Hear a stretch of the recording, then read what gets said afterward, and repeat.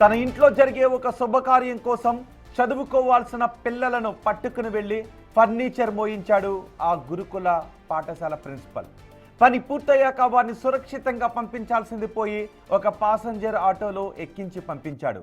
మార్గ మధ్యలో విద్యార్థులు ఒకరి తర్వాత ఒకరు ఆటో నుంచి జారి పడిపోతున్నా డ్రైవర్ కనీసం పట్టించుకోకుండా ఆటోను పోనిచ్చాడు. ఈ ప్రమాదంలో 8వ తరగతి చదువుతున్న సంగీత అనే విద్యార్థిని తీవ్ర గాయాలతో మృతి చెందింది.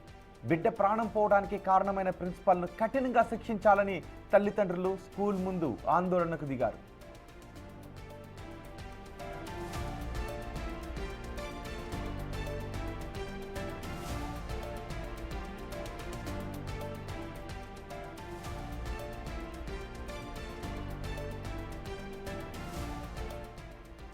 కామారెడ్డిలో జరిగిన ఈ దారుణ ఘటనకు సంబంధించిన దృశ్యాలు ఒకసారి బిగ్ టీవీ స్క్రీన్ పైన చూడండి.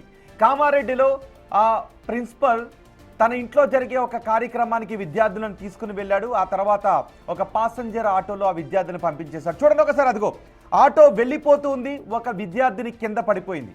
ఆ కింద పడిపోయిన చిన్నారి పక్కకు వచ్చి చూస్తుంది. అదిగో రెండో చిన్నారి, మూడో చిన్నారి, ముగ్గురు చిన్నారులు కింద పడిపోయిన ఆటో ఎలా వెళ్ళిపోతుందో చూడండి ఒకసారి. కనీసం ఆటో ఆగలేదు. అక్కడ ముగ్గురు కనబడుతూ ఉన్నారు, వాళ్ళు కింద పడిపోయారు. ఏం జరుగుతుందో తెలుసుకోకుండా మీరు ఇంకొంచెం ముందుకు వెళ్ళిన తర్వాత మరో విద్యార్థి కింద పడిపోయారు. చూడండి ఒకసారి, మరో విద్యార్థిని కింద పడిపోయారు. ఇలా వరుసగా ఆటోలో నుంచి విద్యార్థులు కింద పడిపోతున్నా కనీసం సోయలేని ఆ డ్రైవర్ ముందుకు పోనిచ్చాడు. కనీసం ఆ ప్రిన్సిపల్ చేసిన తప్పులేంటి ఒకసారి మీకు చెప్తాను. ఒకటి, విద్యార్థులను తన సొంత అవసరాల కోసం ఇంటికి తీసుకువెళ్ళడం తప్పు. ఆ తప్పు చేసిన తర్వాత కనీసం వాళ్ళకి క్షేమంగా తిరిగి పంపించకుండా ఒక ఆటోలో పంపించేయడం ఇంకో తప్పు. పోనీ అలా పంపించేటప్పుడు ఒక సెక్యూరిటీని ఇచ్చి పంపించకుండా కేవలం ఆటో డ్రైవర్ మాత్రమే వదిలేసి ఆటో డ్రైవర్కి వాళ్ళని వదిలేసి పంపించడం ఇంకొక తప్పు. ఇన్ని తప్పులు ఆ ప్రిన్సిపల్ చేశాడు. చూడండి ఒకసారి, అదిగో విద్యార్థులు కింద పడిపోయారు. వరుసగా ఇక్కడ ముందు ఆ చెట్టు అడ్డు వచ్చింది కదా కొమ్మలు, అక్కడ విద్యార్థులు ముగ్గురు పడిపోయారు. ఆ ముందుకు వెళ్ళిన తర్వాత మరికొంతమంది విద్యార్థులు పడిపోయారు. ఇలా ఒకరి తర్వాత ఒకరు విద్యార్థులు పడిపోతూ ఉన్న ఆ డ్రైవర్ కనీసం సోయి లేకుండా వెహికల్ని పోనిచ్చాడు. అక్కడ పడిపోయిన ఒక విద్యార్థిని ప్రాణాలు కోల్పోయింది. పని పూర్తయిన తర్వాత ఇంటికి పంపించాల్సినటువంటి ఆ ప్రిన్సిపల్ ఆటోలో పంపించడంతో విద్యార్థులు ఒకరి తర్వాత ఒకరు కింద పడిపోయారు. దీంతో ఒక 8వ తరగతి చదువుతున్న సంగీత అనే విద్యార్థిని కింద పడిపోయి తీవ్ర గాయాల పాలైంది. తీవ్ర గాయాలతో ఆ బిడ్డ మృతి చెందడంతో కుటుంబ చూడండి, అదిగో రైట్ సైడ్ నుంచి ఆ విద్యార్థిని కింద పడిపోయింది. ఫస్ట్ విద్యార్థిని అక్కడ పడిపోయింది.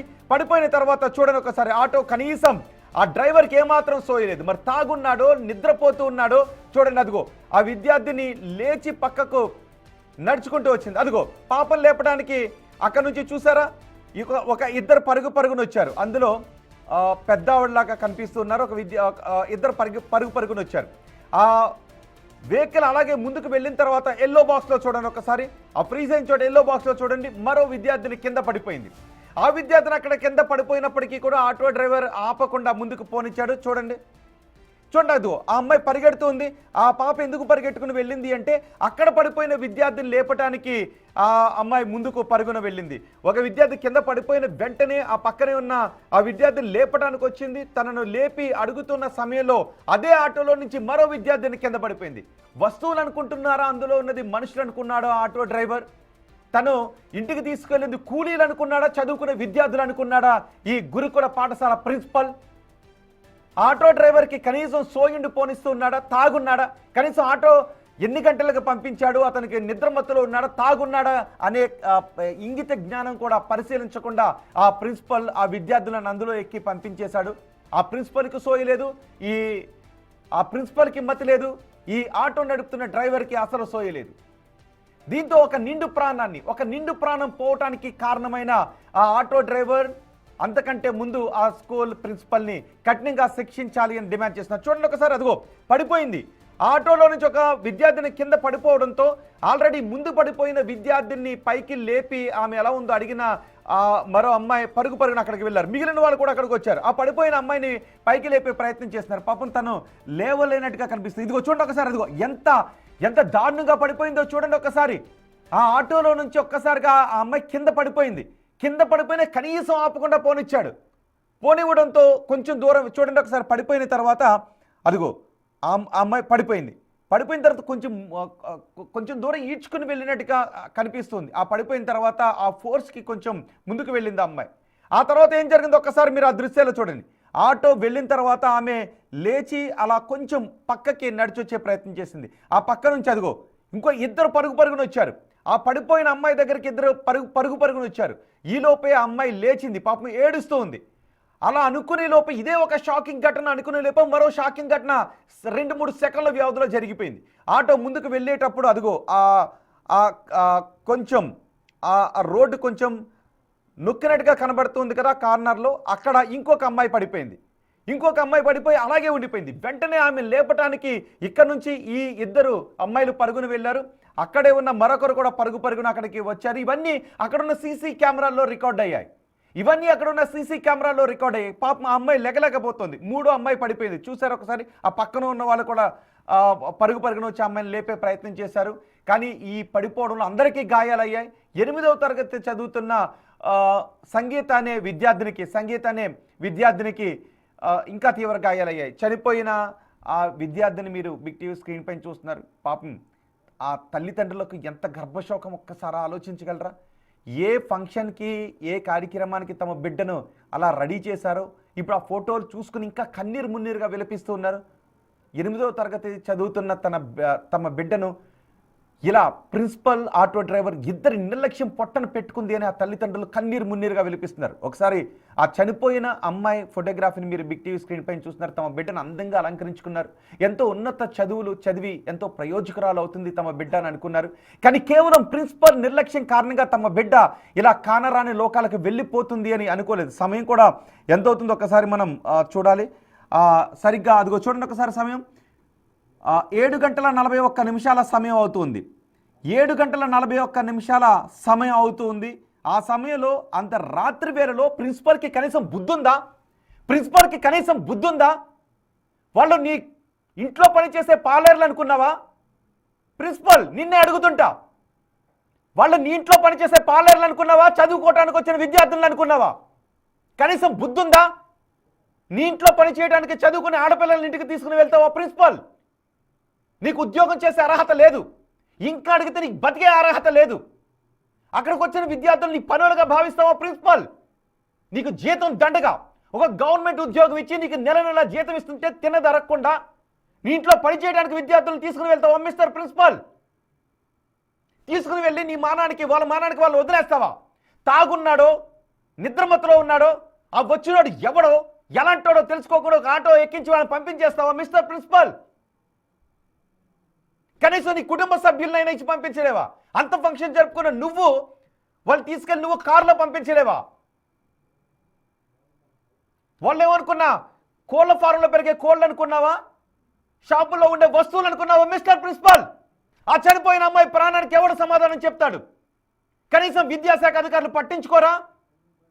విద్యాశాఖ అధికారులు ఏం చేస్తున్నారు? ప్రిన్సిపల్, చనిపోయిన అమ్మాయి మరణానికి నువ్వే కారణం, ఏం సమాధానం చెప్తావు? నీకు యావజ్జీవ శిక్ష వేయాల్సిన అవసరం ఉంది మిస్టర్ ప్రిన్సిపల్. నీ ఇంట్లో ఫంక్షన్కి విద్యార్థులను తీసుకుని వెళ్ళి ఆ చిన్న విద్యార్థులు తల్లిదండ్రులు ఎలా ఏడుస్తున్నారో తెలుసా నీకు?